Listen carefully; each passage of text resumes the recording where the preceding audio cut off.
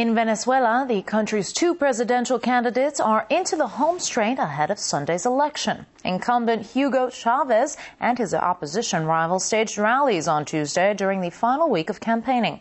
For insight into the country's prospects, I'm now joined live by Adrian Salbucci, international consultant and author. Thank you so much for joining us, Adrian. Now, the Chavez presidential campaign has been marred by an information storm against him in international media, especially in the U.S. Why is Washington so keen to see the back of Chavez?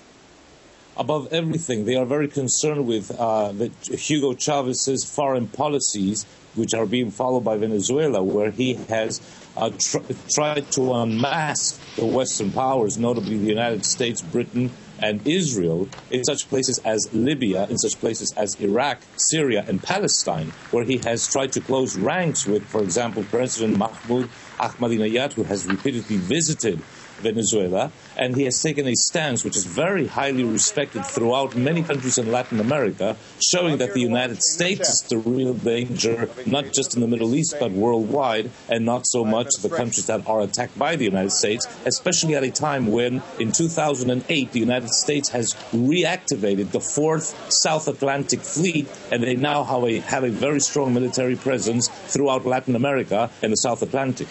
Now, the presidential race certainly saw some so-called pro-democracy and pro-human rights protests, very similar to the ones critics say are usually backed or even sponsored by the U.S. Do you think Washington is moving from words to actions here?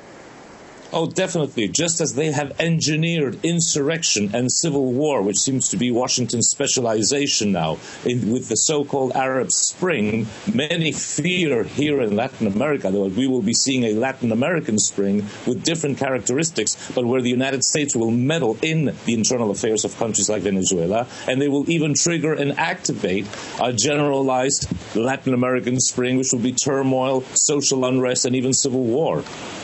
Now, most of the polls still place Chavez ahead of his opposition rival. But if Henrique Capriles wins, how is the country's course likely to change?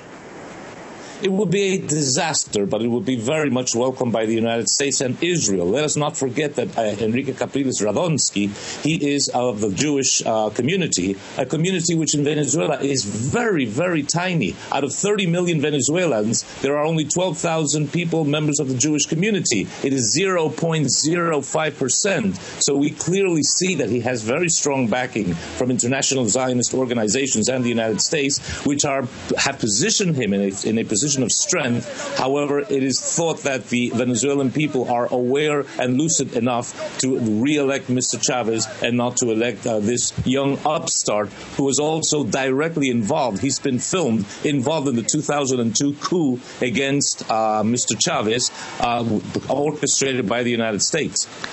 Moving to a more personal tone, and very briefly, we are running out of time. What effect do you think Chavez's battle with cancer has had on his political future? I think he's had, in a way, a good effect because he has really bounced back. He's a bit of a phoenix rising from his ashes. And although Washington and London and Tel Aviv would have loved to see him pass away, he's still there, he's still going strong, and hopefully he will be the next president of Venezuela, not just for Venezuela's sake, but also for all of Latin America. All right, live from Buenos Aires, international consultant and author. Thank you, Adrian Salbucci.